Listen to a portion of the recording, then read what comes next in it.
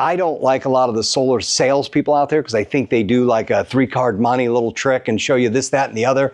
And that might be a little controversial to say, but I mean, quite frankly, I meet them. A lot of them are bottom of the barrel. You wouldn't buy anything from them.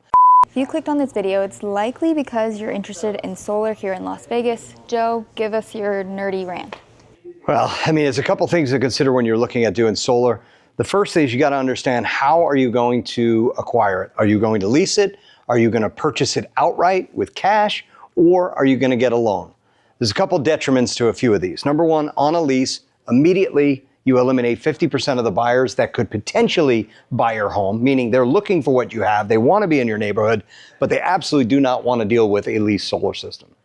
The second issue is if you buy it on a loan, a lot of times people don't like the terms of the loan, the interest rate and things like that. So you've got to be prepared in negotiation when you're selling that property. You're going to wind up paying down in the form of a closing cost credit to make it more attractive for the next buyer to take over that solar. Unless somebody absolutely loves solar and that's a big deal to them, we're finding that not to be the case. In fact, we're finding a lot of deals canceling in escrow once people review the terms on either the lease or the loan. The third way, which really is the best way to do it, although it's more expensive, is to buy it outright and cash.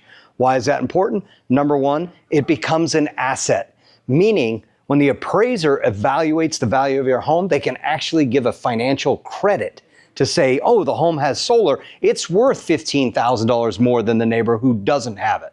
It's like a pool. You're not going to get full value for it, but you will get some value.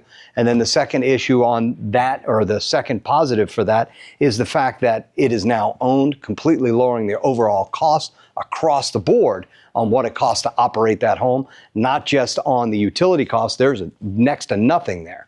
So at the end of the day, I don't like a lot of the solar salespeople out there because I think they do like a 3-card monte little trick and show you this, that, and the other.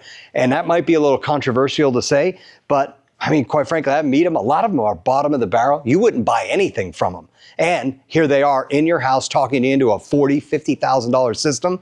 And I'm just going to say it, kind of tricking people into putting systems on they absolutely have no business putting on their home, especially if they're not planning on being in the home more than 7 years. If you're doing it less than 7 years, you're basically just inserting a headache into your life that's going to show up later. Now, if you're going to own the home for the next 20 years, go ahead and put that on. Put a lease on for 20 years. Get a loan for 20 years. You're the one that's going to eat it. But most people don't stay in a home that long. Well, you can tell it really frustrates me. I'm tired of having deals fall apart. Very passionate about it.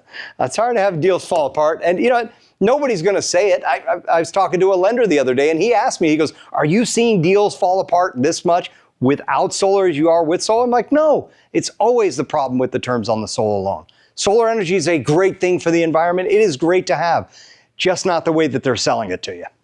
That's it. I'm done.